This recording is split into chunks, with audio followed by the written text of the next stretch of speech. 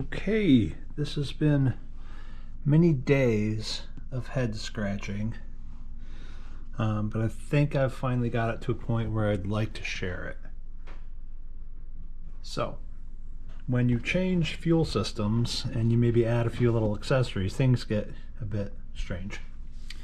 All right, so fuel comes in here, or comes from the tanks here, from the selector and the pumps here, and it goes into this filter. This is going to go into the baffling above the engine, into a fuel rail, and then there's going to be a return line that comes out from the bottom and then goes into this port here, and this is the fuel pressure regulator. So based on the manifold pressure that this sees, it slightly changes the fuel pressure. This port here is for my gauges. This is the standard Vans manifold, so this is going to put pressurized fuel up to there. I now realize that I probably could have just put the fuel pressure sender here, just as make it a little bit easier, but I wanted oil pressure, fuel pressure, manifold pressure for the G3X gauges all up there. In addition, I did decide that I was going to put a ANL fuse in shunt over here. So alternator output comes into here, is fused here, exits to the shunt, and then the shunt outputs here to the other side of the master. So the other wire going there routes power into the inside of the plane. Additionally, on the other side of the shunt, so I've got my alternator output here, but then this other wire here is actually the output from the Monkworks voltage regulator up there.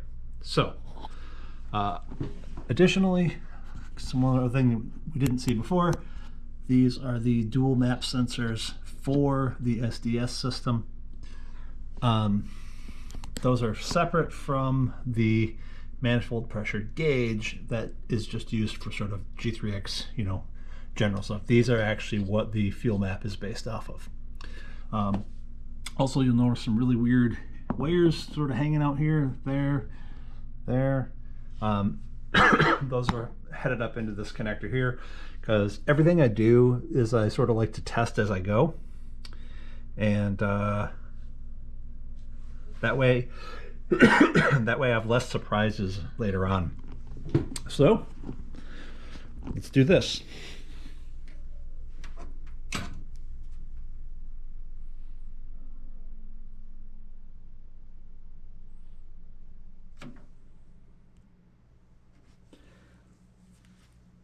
Cool thing is,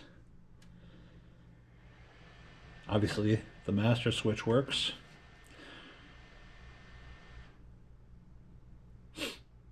We've got low volts, AHRS is aligning, whatever, not a lot of stuff on.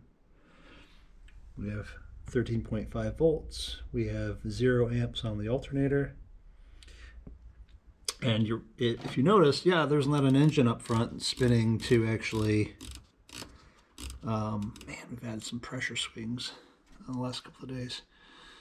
There's not an engine spinning up front to really run an alternator, but what I can do is we have 13.5 volts, 0 amps, because we're not producing any amps with an alternator, but we are drawing.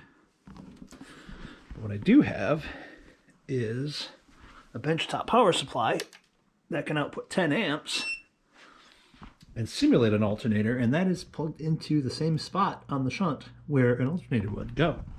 So once that's powering up, you see, we are showing 9 amps across the shunt because the battery is charging back up, and we're powering this other systems with the air quotes alternator. So yeah, I mean, alternator switch isn't on because that's really just the field for the actual alternator. Yeah, test as you go. Stuff is fun.